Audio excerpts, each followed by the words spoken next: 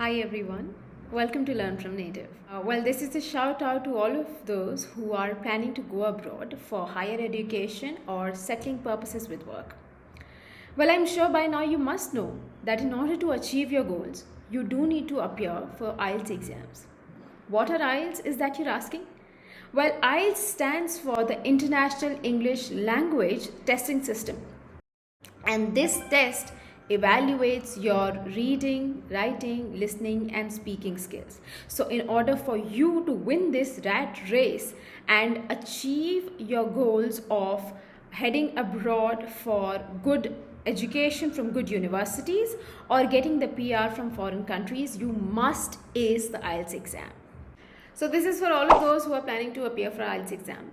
Are you petrified of the speaking section? While most students have a fear of the speaking part, it is actually a lot easier than what you might expect. In case if you're thinking how will this video help you out, well, we have collated some of the best tips, tricks and strategies just for you to ace the IELTS exam. These tips are surely going to help you out in multiple ways. Firstly, these will help you get better at communicating your ideas as properly as possible, and it will also give you a good feel of your voice and the speech. Secondly, it will help you get better at communicating your thoughts. Make sure that you are speaking coherently and using proper grammar. Thirdly, this will help you get disciplined enough to give the answers in the time allotted itself. All in all, this is a great compilation of various tips, tricks and strategies just so that you can get 100% in the speaking section of the IELTS. Here's your tip number 1. Smile and feel confident. When you meet the examiner, smile at them. Smiling will help you to calm your nerves and thus helps in your pronunciation of words. This will help you in expressing yourself confidently and in a straightforward manner, which will help you impress your examiner and make progress in the IELTS speaking test. Here's your tip number 2. Look out for your tone, pitch, and body language. While you have to sound confident while presenting yourself, your body language should remain calm and collected, and you must use voice modulations. What are voice modulations is that you're asking?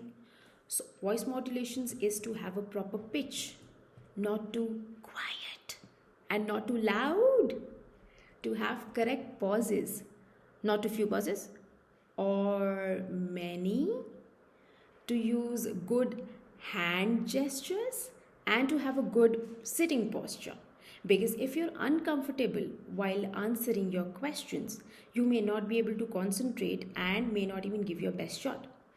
So this is why when speaking out with your examiner, it is crucial that you express yourself in the exact same way your ideas and your thoughts are, just so that your examiner understands what is being conveyed. Here's your tip number 3. Don't be shy. If you have not understood the question or the context, do not hesitate in asking your examiner to repeat the question. Look at it this way.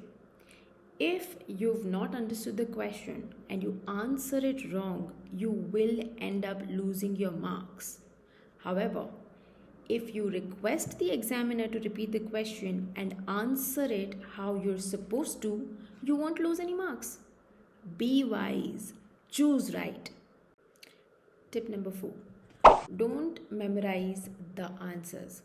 Don't simply memorize the answers for your speaking test, especially for section 1, where you have to introduce yourselves. Language that has been memorized will not give your examiner an accurate measure of your speaking skills. Also, trust me, the examiners are extremely experienced and they will know when you are giving out a memorized answers, which will eventually not give you a good final band score. So it's better for you to be natural in your conversations and not to have a memorized answer. However, having said so, it is a beneficial thing for you to prepare an outline on how the flow of the answer should be. Tip number 5, variety in grammar and vocabulary. Show a variety in grammar and vocabulary for the test scores you on fluency, coherence, grammar range, and accuracy and pronunciation. Try to use different grammatical structures from simple to complex sentences so that you can express yourself as you want to say. At the same time, make sure you know your errors, and if you hear any, you correct them out. Your ability to use different grammatical structures accurately is assessed by the teachers. So it is important to practice speaking about the past, present, and the future using the correct tense form.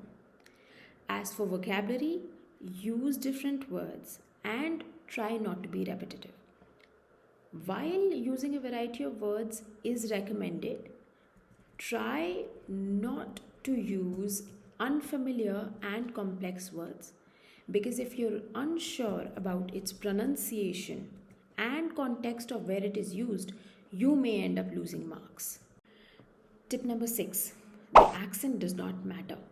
The job of the examiner is to mark you on your correct English and English proficiency and not on how your accent is.